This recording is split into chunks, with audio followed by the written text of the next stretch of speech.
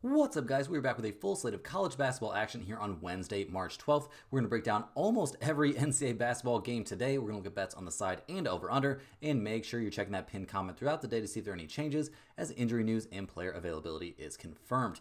Things went all right yesterday. It was looking pretty bleak there for a while. We got off to a great start. We had Grambling minus 5.5. That was an easy cash, but then the bad luck kind of started, guys. We had the over there in that Sam Houston UTEP game, over 45.5.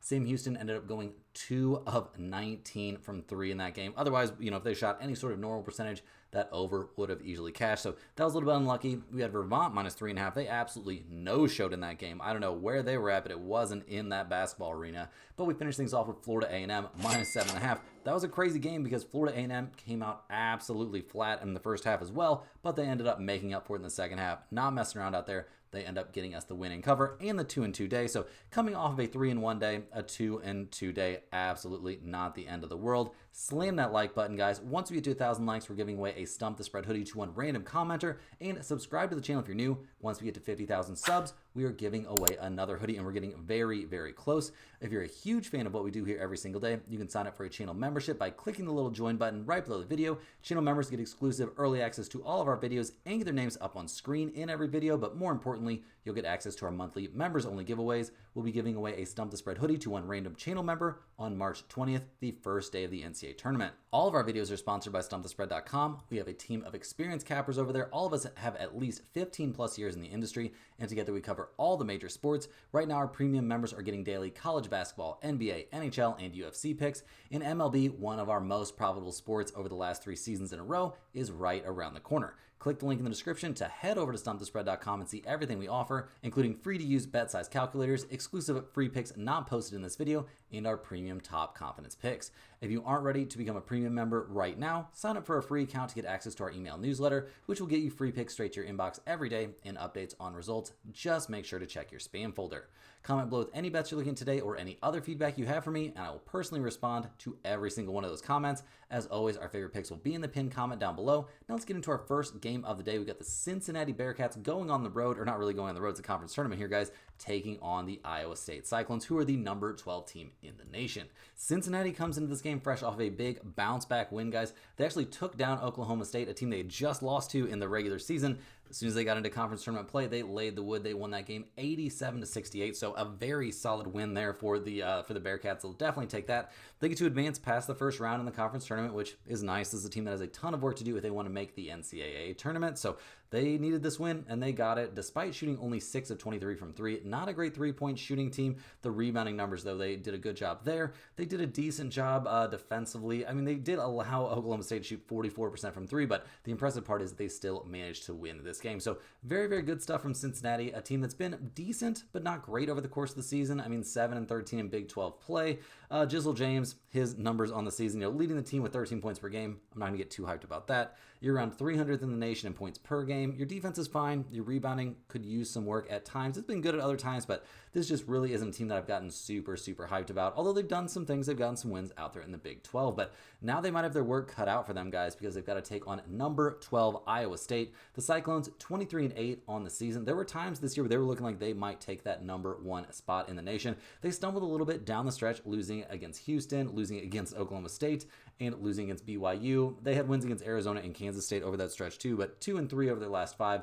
Not the standard that this team set over the course of the year. They ended the season 13-7 in Big 12 play. We saw a lot of good stuff there from guys like Curtis Jones, Keyshawn Gilbert, both putting up very good numbers. They're a big part of why this has been such a good offensive team. 41st in the nation, scoring over 80 points per game. But the Cyclones, guys, historically and this season, really hang their hats there on defense. Giving up only 67.5 points per game is very, very reasonable. The last time they played Cincinnati, they got an 11-point win. That was at home. So, maybe not the exact same situation, but they've got to be pretty happy with that. And they come into this game, playing pretty well. Obviously, Iowa State, a team that would love to make some noise here in the conference tournament. In that win, guys, they ended up winning by 11 despite the Bearcats shooting 40% from 3, not something you normally see. They did shoot 30 free throws versus 11 free throws there for Cincinnati, so the homer situation was definitely in effect, but they dominated the boards. The main reason they won this game was because they out-rebounded Cincinnati 37-19. So, looking at the numbers for this one, guys, you see Iowa State as 8.5-point favorites. We've got a total of 135.5. Cincinnati 14, 16, and 2 against the spread. They are 21 and 11 to the under. Iowa State 18 and 13 against the spread, 18 and 13 to the under as well. So if you wanted to take under 135.5, I'm going to be honest with you guys, I probably would not do that. I would lean a bit towards the over if anything, but really the side you want to be on here is Iowa State minus 8.5. I think they're going to blow out Cincinnati. It's a nice story the Bearcats getting that win, but they're going to be playing on back-to-back days. There's a chance they might be a little bit tired. I'm not too worried about that, but I really think the Cyclones are just going to dominate the boards once again. I think we'll see Cincinnati's deep shooting regress a little bit, and in the end, guys, the Cyclones are going to get a comfortable double-digit win. Next up, guys, headed out to the SEC, we've got South Carolina taking on Arkansas. The Gamecocks come into this game only 12 and 19 on the season, 2 and 16 in conference play. So, yeah, you see it right there, guys. The worst team in conference play there in all of the SEC. They come into this one losers of 3 out of their last 4, but they do have a win in there against Arkansas. Pretty ironically there, they won that game by 19 points. It was a home game there for the Gamecocks. Things may be a little bit different in this one. We'll have to see, though, a very, very solid win there. Definitely something, give them a little bit of confidence coming into this one, but on the season, their numbers not looking so hot. I mean, Colin Murray Boyles, definitely a reasonable scorer. I mean, shooting 58% from the field, 17 points per game. You don't see that all over the place, guys. That's very, very impressive. But even his very good scoring, guys, still has his team ranked 307th in the nation in total offense. Their rebounding numbers also very mediocre. Their defense, not the end of the world. Like, it's not awful, but it's also not great. So we'll see what they can do in this one. They're hoping to replicate that win they got against Arkansas, not too long ago. In that game, the Razorbacks couldn't throw it in the ocean, and we saw, very good shooting across the board there from the Gamecocks, and 35 points there from Colin Murray Boyles. So we'll see if they can recreate that here against the Razorbacks, who are 19 and 12 on the season, 8 and 10 there in SEC play. They actually won 3 out of their last 4, actually 4 out of their last 5 down the stretch with wins against Mizzou, Texas, Vanderbilt, and Mississippi State. So they come into this one playing pretty well against a team that they, clearly probably feel like they should have taken care of business against in the regular season, but didn't quite get the job done.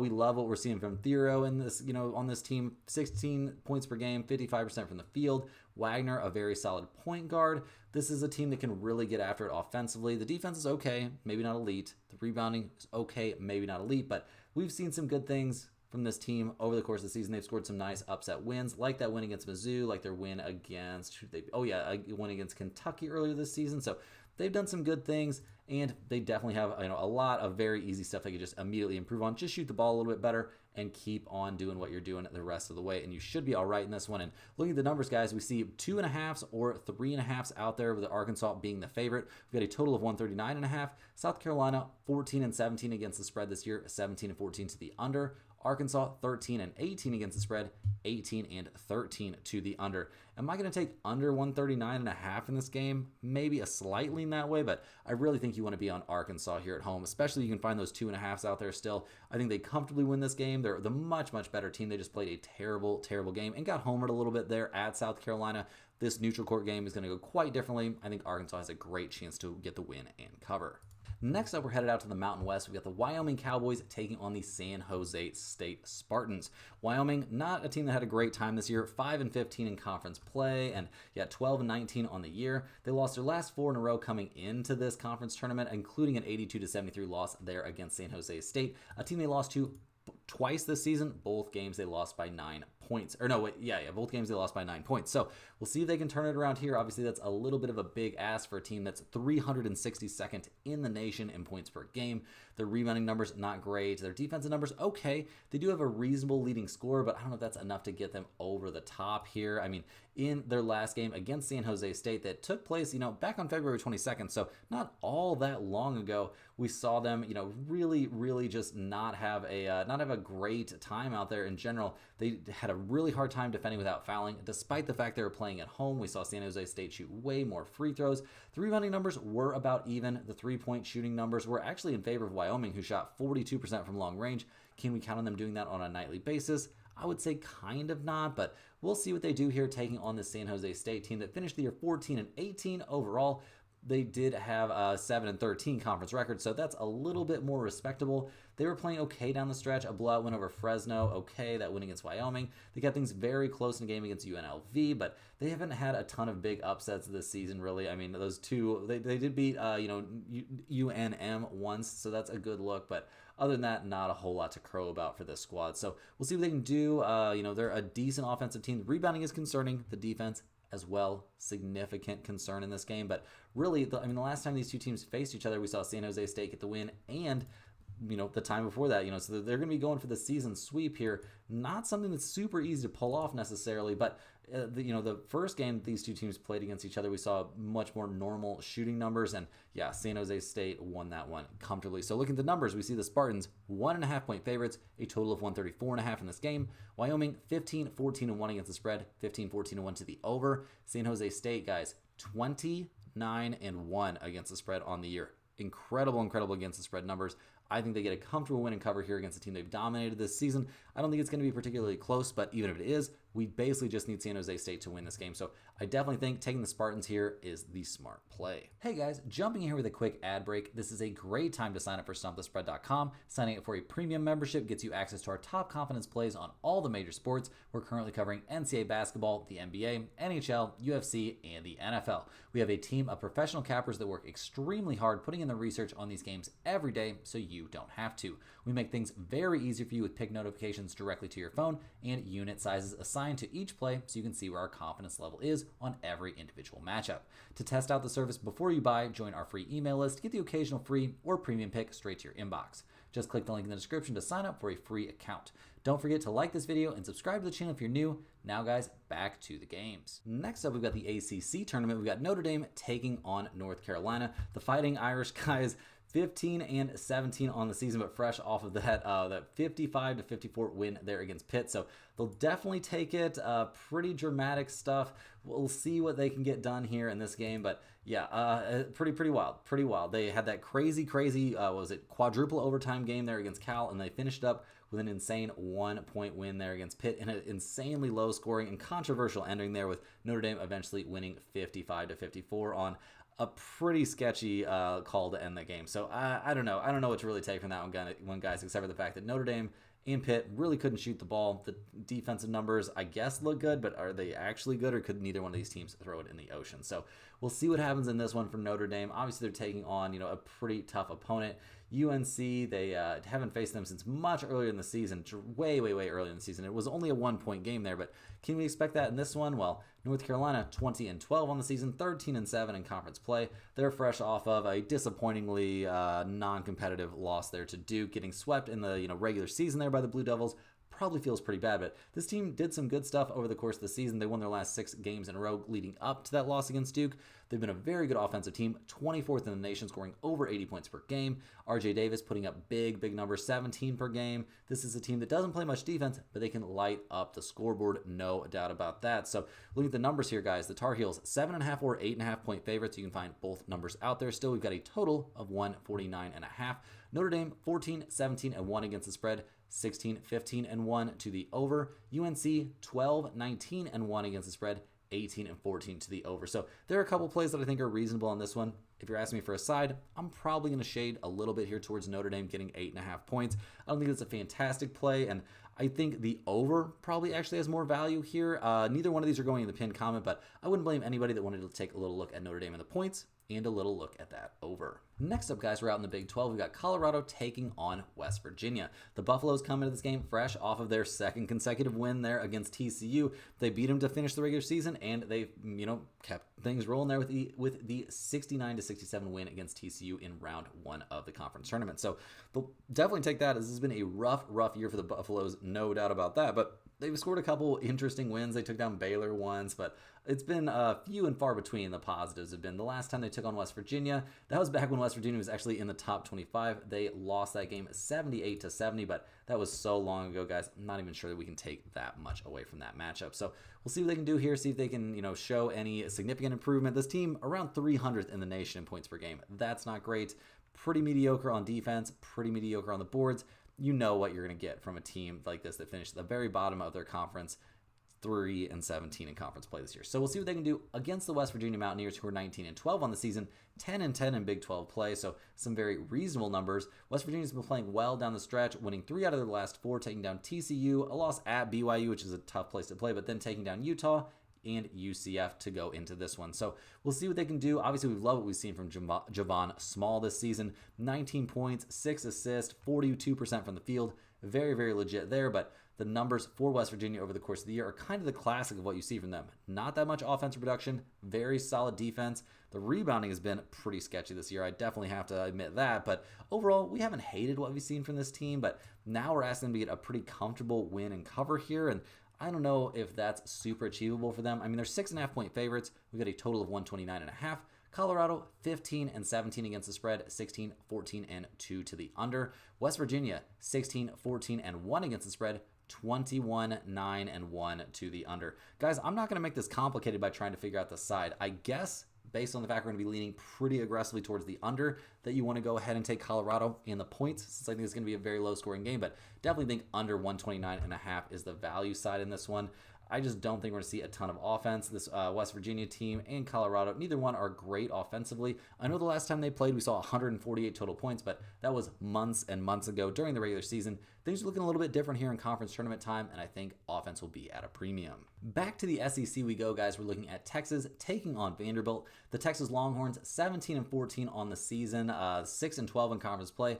A quietly super underwhelming season here by the Longhorns. No doubt about that. They lost 4 out of their last 5 going down the home stretch. They lost against Oklahoma their last time out. Now they're going to take on a Vanderbilt team that they lost to by 8 at Vanderbilt. So, yeah, not even all that long ago did they take a loss against this team. And while it was a road loss, and playing at Vanderbilt is very, very tough, I just don't really know what to like about this Texas team. I guess I'm supposed to like Trey Johnson and this team's offense. His 20 points per game, 43% from the field, pretty impressive stuff, but this team plays very little defense. The rebounding numbers are not great. The offensive numbers overall, like 81st in the nation for an SEC team, really not lighting the world on fire in my opinion. So we'll see what they can do in this one. I mean, the last time these two teams played, not all that long ago, is back on February 8th. So I guess that's, quite a while ago. We saw, Texas shot more free throws than Vanderbilt, despite this being a home game for Vanderbilt. Texas shot 36% from 3. They're not going to do much better than that. They did get out rebounded by 4, but Vanderbilt just played much better down the stretch, and we saw, more consistent production from their roster in general. So looking at the Commodores for this game, Vanderbilt 20 and 11 on the season. This team's 8 and 10 in conference play, but my God, do they have some big wins. They had that crazy 3-game stretch where they took down number 24 Ole Miss, number 12 Texas A&M, and number 14 Missouri. They have lost their last 2 in a row, losing against Arkansas and at Georgia, a Georgia team that's come on really strong here at the end of the year. So now they're going to take on a Texas team that, like I was talking about, they already beat once this year. We love what we're seeing from Jason Edwards. We love what we've seen this season from guys like AJ Hoggard. This team, 47th in the nation in points per game. Not a great defensive team, not a great rebounding team either, but they definitely can, do more than hold their own here against the Longhorns. So looking at the numbers, we see Vanderbilt 1.5 point favorites. We've got a total of 148.5. Texas 14 and 16 and 1 against the spread, 18, 11, and 2 to the over. Vanderbilt 18 and 13 against the spread, 16 and 15 to the over. So right off the bat, guys, I think over 148.5. A very reasonable play in this game. I like that a good amount, even though we're seeing some very weird shooting trends coming from these teams in these conference tournaments. So maybe the nerves are getting to guys. I'm not sure, but in general, I think you're probably better off, instead of taking that over-under, to just take Vanderbilt here -1.5. I think they're the far better team. I think they're going to make, life very, very tough there for Texas with just Vanderbilt piling up tons of points, and I think that's going to be enough to get the job done, at least against this opponent. Now, guys, headed out to the Big Ten, we're looking at Northwestern taking on Minnesota. The Northwestern Wildcats, 16 and 15 on the season, 7 and 13 out there in Big Ten play, so maybe not amazing. They did go on a little 3-game winning streak, taking down Ohio State, winning at Minnesota, and then beating Iowa, but they finished the season off kind of with a whimper, losing against UCLA, and then losing 74-61 at Maryland. So they'll be hoping they can recreate the success they've already had once this season against Minnesota, and that was a road game. This will be a neutral court game, obviously. We've loved what we've seen from guys like Nick Martinelli this season, 20 points per game, 47% from the field. Like, you're not going to do too much better than that, but this team's season-long numbers, like their offense, very middle of the road. The rebounding, flat out bad. Their defense, pretty solid. Give them credit for giving up under 70 points per game, and their game against Minnesota, they gave up only 63 points, so that obviously looks good. They took, full advantage of Minnesota there in the second half. Northwestern shot 50% from the field, and pretty even stuff there on the, in terms of free throw numbers, and Minnesota just didn't shoot the ball particularly well in that one. So yeah, Northwestern, we'll be hoping they can run this one back. I mean, the Golden Gophers 15-16 in conference, on the season, 7-13 in conference play. They've lost 4 out of their last 5 down the stretch. They did have that win against Nebraska, but other than that, pretty mediocre stuff. And they don't have a lot of big, crazy wins. I mean, they took down Oregon at one point. Like, all right, I'll give you credit for that, but not really a great season to be a Golden Gopher. We've seen Dawson Garcia play well this season for sure, but yeah, the offensive numbers for the team, terrible. 345th in the nation in points per game, around 300th in rebounding. Not a great defensive team either, so it's kind of hard to sell myself here on Minnesota. And looking at the numbers, they're only getting 2.5 points. We got a total of 127.5, so the odds makers expect this to be a very low scoring game. Northwestern 15-15-1 against the spread, 21-10 to the over. Minnesota 10-19-2 against the spread, 18-13 to the under. I kind of wanted to be on Minnesota in this game since they were getting points, honestly, but I think Northwestern is just the better squad, guys. I can't justify it here. Definitely give me the Wildcats here at -2.5. It's not going in the pinned comment. I think this game is a little bit too coin flippy for me, but I do think the Wildcats probably find a way to win this one, and winning it by at least 3 does not seem like a stretch to me. Rolling right along, guys, we're looking at Butler taking on Providence in the Big East. The Butler Bulldogs 13-18 on the season, 6-14 in conference play. They've lost their last 4 in a row. I mean, losing to St. John's, Villanova, Xavier, and Creighton, not exactly terrible losses. The last time they played Providence, they actually got a 1-point win, which is pretty impressive stuff. Not something you would expect to see. It was a huge bounce back after they got slaughtered at Providence much earlier in the season. So we'll see what these Bulldogs have in store for us this time. They're a middle-of-the-road team pretty much across the board, and I would say bad on defense. Just not a very good defensive team. We like Telfort, guys. 16 points per game, 3.5 assists, 47% from the field. Nothing wrong with that. And the last time, guys, they took on Providence, they did get that 1-point win despite Providence shooting 50% from the three-point line. Butler shot 52, almost 53%, and shot 21 free throws against Providence, shooting 6. So maybe not something you can count on here in a neutral court game, but we'll see, guys. I mean, Providence 12-19 on the season, 6-14 in conference play. They've actually dropped their last 5 in a row, but losing at Georgetown, at Marquette, against Connecticut. The loss against DePaul doesn't look great, and losing at Xavier by 8. That's not a terrible loss, but this team hasn't had a great time. They don't have a big-time leading scorer. Their offensive numbers are bad. Their defensive numbers are bad. Their rebounding numbers are decent, but they got out-rebounded by Butler the last time they played each other, so that doesn't feel great to me, guys. And looking at this, Providence is getting 1.5 points here on a neutral court. We've got a total of 147.5. Butler 13-16-2 against the spread, 19-11-1 to the over. Providence 14-17 against the spread, 16-14-1 to the over. Am I interested in taking over 147.5? That seems like kind of a lot to me. I guess if you just wanted to play those trends and go with that, I can't fault you too much, but probably not a spot that I'm in love with, and I'm not even in love with the side here. I'm going to lean just slightly towards Providence. I think they are actually the better team. They just got a little bit unlucky the last time these two teams faced each other, so give me the Friars here. I think they take care of business against a Butler team that's not actually very good.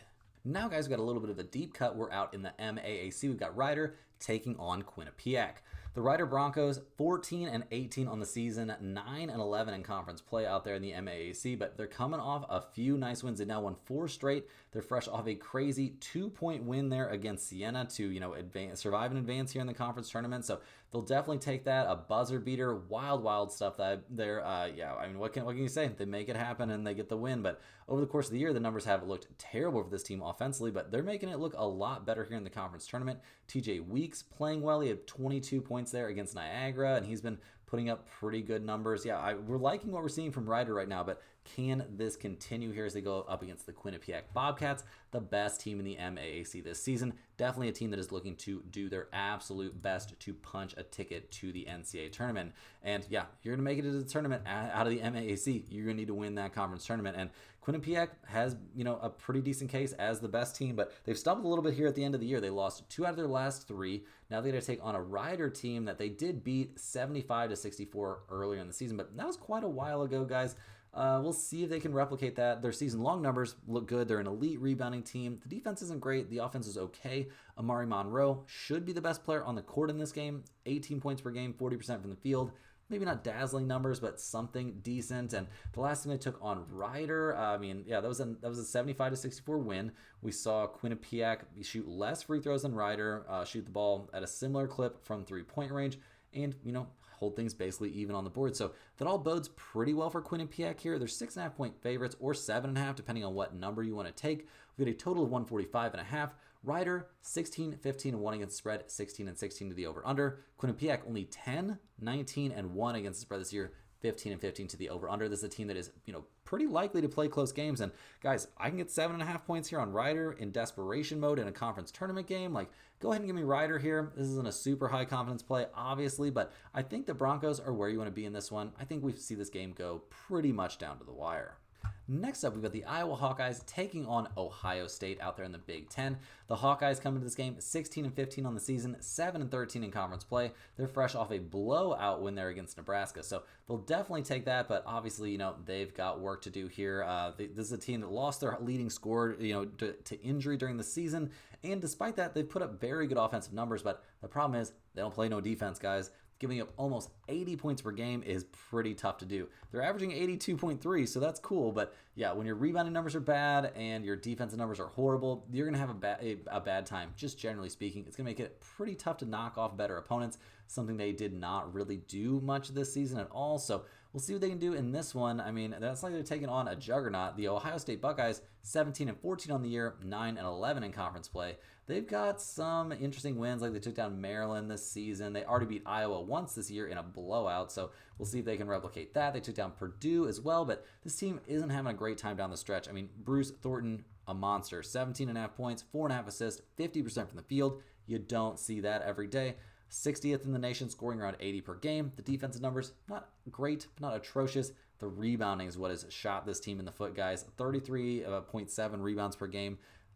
I know that's not a super ideal stat, but that's around 309th in the nation. So they're going to need to play a lot better. They did blow out Iowa the last time they faced them, nearly a 20-point win. We saw Ohio State shoot similar number of free throws. They dominated the boards in this game, and I think that's what's going to happen in this one, guys. Ohio State, they're 5.5-point favorites. We've got a total of 155.5.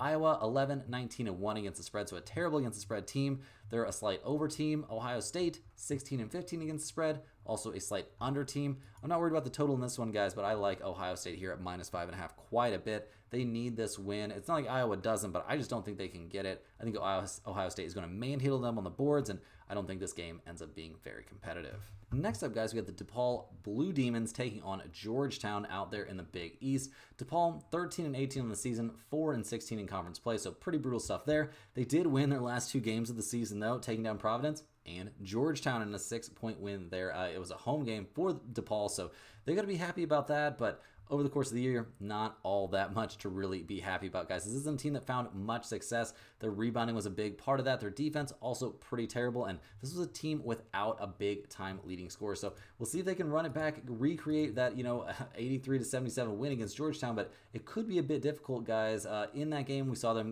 get a pretty friendly whistle. They also shot 56% from the field and 53% from 3. Not something you can really count on. They did get out rebounded in this game, and I think that's much closer to the truth of what we're likely to see in this matchup. Georgetown 17-14 on the year, 8-12 in conference play. They are fresh off of that loss. They haven't had a great time down the stretch. They struggled to keep things competitive, but that was against some of the best teams in the conference, like Creighton, Connecticut, Marquette. That loss against DePaul obviously looks pretty bad. They did have a win against Villanova, which is a little bit of an uptick, and this team can really play some defense. They can rebound the ball as well. I'm not going to say it's insanely good, but it's decent. They've got a good leading scorer in Micah Peavy, 17 points, 48% from the field. Nothing wrong with that. And Malik Mack is a very solid point guard option. So we're liking a lot of what we've seen from Georgetown. They've shown some heart this season. Things are pointed in the right direction for that program. They're 3.5-point favorites here. We've got a total of 144.5. DePaul, 15-16 against the spread, 18-13 to the over. Georgetown, 17-13-1 against the spread, 17-14 to the under. Guys, I'm going to be leaning towards Georgetown here at -3.5. I don't think this is going in the pinned comment necessarily. This is a really nice revenge spot for the Hoyas, so that makes me feel good about it, but I don't have enough faith in this one to put it in the pinned comment. Next up, guys, back to the SEC, we've got the LSU Tigers taking on Mississippi State. LSU comes into this game, guys, losers of their last 5 in a row, but when you're losing against Florida, Tennessee, Mississippi State, Kentucky, and Texas A&M, you can kind of be excused a little bit. LSU wasn't exactly pegged to have a great time out there in the SEC this season, and that's basically what happened. I mean, Cam Carter has put up some decent numbers. This team can score it a little bit, but their rebounding and defense just not up to par with what you need to be competitive out there in probably the best conference in college basketball, if we're being honest. And now they're going to take on a Mississippi State team that they lost to very, very recently, albeit that was at Mississippi State. Not the easiest place to play, but this was back on March 1st, so only 12 days ago. LSU did not have a great time in that game, and Mississippi State didn't even shoot the ball particularly well. They did shoot 8 more free throws, so I guess there's that, but yeah, LSU just not really able to hang. So looking at the numbers for Mississippi State recently, I mean, they're 20-11 on the year. They have also lost 4 out of their last 5 coming down the stretch, but that one win over LSU sticks out like a sore thumb in this specific situation. Josh Hubbard, a monster, 18 points per game, 40% from the field. This is an elite offensive team around top 50 in the nation. They can also crash the boards. Just defensively, they don't really wow me, but I don't know if that's going to be a huge problem here, guys. I mean, we do see the Bulldogs are 8.5-point favorites at home. We got a total of 147.5. LSU 13-17-1 against the spread, 16-14-1 to the under. Mississippi State 14-17 against the spread, 18-12-1 to the over. So with a total here of 147.5, I just don't think I can really, look at that over or under. Neither one seems like a pretty good number to me in general, but I think Mississippi State at -8.5 definitely has some value. I just don't see LSU being able to compete in this situation. Mississippi State could really use these wins here, make a little run here in the conference tournament, might make your seeding a bit better in the NCAA tournament, and I think they're by far the better team. I think they can very comfortably recreate that 12-ish point win they had against LSU very recently. Now, guys, looking at California against Stanford out there in the ACC. The Golden Bears, guys, they got the job done against Virginia Tech in, 2 overtimes? I believe it was 2 overtimes. Yep, double overtime. Crazy, crazy stuff there. Very annoying as we were on Virginia Tech in the points in some sort of way. But yeah, that's when you're on the underdog and you lose in double overtime, that stings. That definitely stings. But Cal, coming off of playing a ton of minutes, now has to play on back-to-back nights. So that's going to be a bit tough. They only shot 5 of 26 from three-point range, 29 of 40 there from the free throw line, and had a little bit of a rebounding edge. So we'll see what Cal can do. Obviously not a team that had a ton of success in the ACC. Their travel schedule out there is extremely, extremely brutal. So we'll see what they can do here. I don't think the travel is going to be the problem, but I do think this team could be a little bit exhausted as they take on Stanford. The Cardinals 19-12 on the season, 11-9 in conference play. They have lost their last 2 in a row. A weird 2-point loss there at Notre Dame, and then going to Louisville. That's going to be a little bit tough. But now they get to take on Cal. I think a team they'll be pretty excited to face. They already beat them once, and that was at Cal, 89-81, but that was very early in the season. We love Maxine Renaud, 20 points per game, 47% from the field. That's pretty good. The defense isn't great. The offense as a whole, maybe not ideal, but they should have the best player on the floor, and I think they could have a rebounding edge against a very tired team, but we'll see, guys. I mean, Stanford, 5.5-point favorites. We got a total of 142.5. Cal is 18-13-1 against the spread this season. They're a 500 over-under team. Stanford, 14-17 against the spread. They are 18-13 to the under.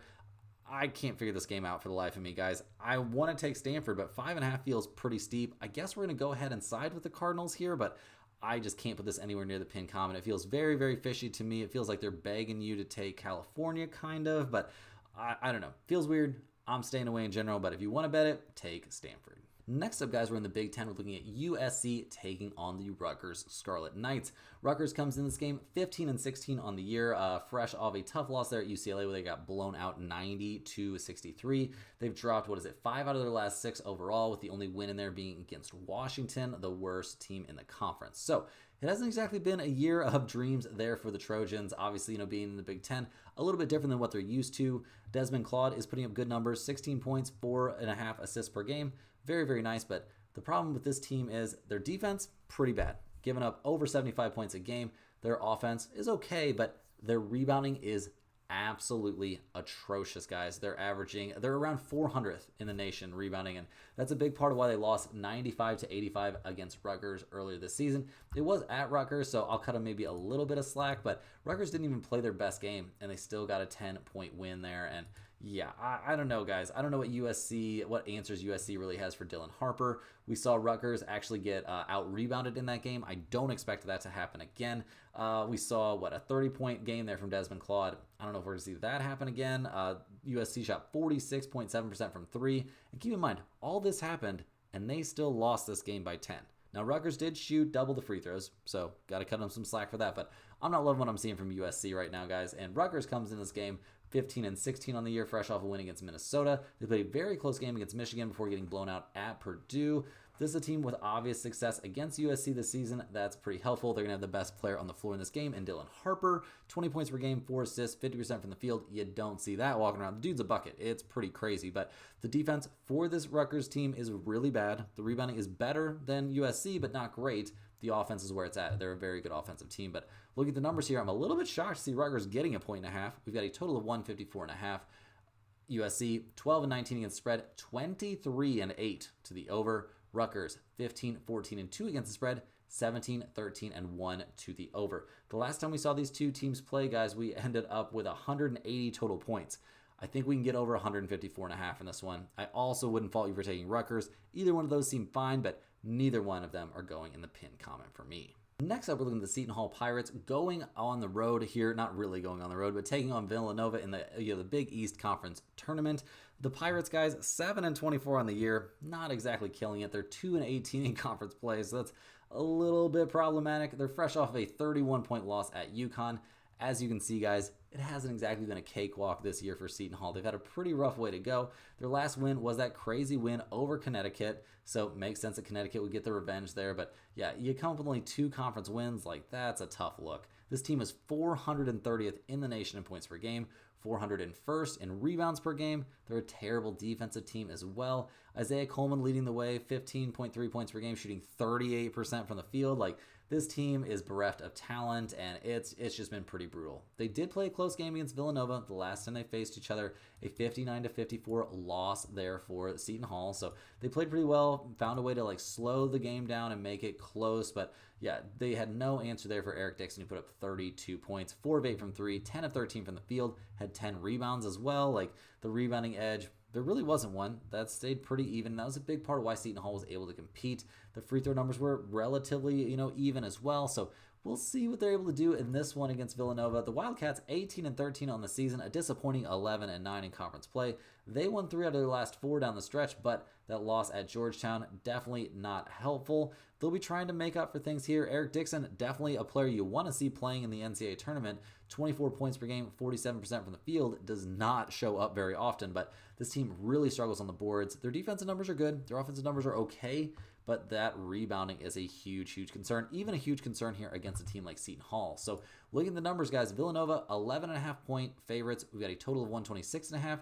Seton Hall, 13 and 18 against the spread, 16, 14 and 1 to the under. Villanova, 16 and 15 against the spread, 19, 11 and 1 to the over. Guys, I'm going to be taking Seton Hall and the points in this game. It's not going in the pin comment. I just think that Villanova probably not going to be able to get a blowout here. They're just not good enough rebounding the ball. And if the free throw numbers are even, I think we see a game that, is very, very close down the stretch. I mean, I could see Villanova probably winning this game by 6 late, but I think it's going to be a close one overall. Last but not least here, guys, we're back to the SEC. We've got Oklahoma taking on Georgia. The Sooners come into this game 19 and 12 on the year. They finished things off pretty strong with wins over Mizzou and Texas. Now they go into the conference tournament.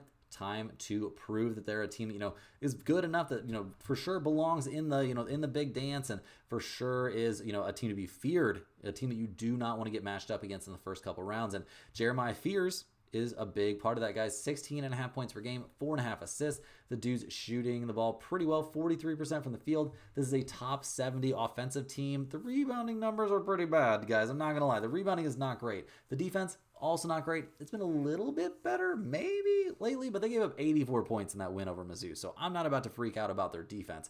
They're going to have to play pretty well here against a Georgia team that is no easy out at this point. The last time these two teams played was much earlier in the season. We did see Oklahoma lose by 10, but that was at Georgia. So that was a long time ago as well, guys. So we're not going to take too much from that game, but Georgia comes into this one 20 and 11 on the year, 8 and 10 in conference play, but they've won their last 4 in a row, and they have been taking down some teams, guys. They beat Florida, Texas, South Carolina. Okay, that's a bad team. And then finished off by beating Vanderbilt by 11. Very good stuff from Georgia. We love what we've seen from guys from like Newell, Demari Jr. Like, this team could definitely put up some points, but nothing insane. Except for recently, guys. Except for recently. It's looked so much better. The defense continues to be good. The rebounding has improved. Like, it's tough to see a way that this team doesn't, end up in the NCAA tournament potentially, but we'll see what goes on. They have some good wins. They've taken down Oklahoma already this season. That looks pretty good. They had a win against Kentucky. They've had some other, decent games, but this last little stretch here really feels like it probably put them over the top. So looking at the numbers for this one, Georgia, 2.5 or 3.5 point favorites. We've got a total of 148.5. Oklahoma, 16 and 15 against the spread, 18 and 13 to the over. Georgia, 17 and 14 against the spread, 9 and 12 to the under. So guys, this is a tough spot. I'm not going to lie. This is a tough one. I'm going to be leaning slightly towards Georgia here at -2.5. I think they find a way to probably get the job done in this game, but I think it's going to be pretty close down the stretch. I do think we want to be on the Georgia Bulldogs, but you could honestly talk me into either side if you had a ton of commitment. That's all the games we have for today. Get over to stumpthespread.com, get on that free email list, make sure you're checking your spam folder, check out our premium picks if you're interested in those, hit that like button for good luck on all of your bets, subscribe to the channel if you're new. Both of those things will get us closer to giving away free merch. Thanks for watching. Click the link in the description to get to stumpthespread.com like I was saying. And guys, we will see you tomorrow for more sports betting action.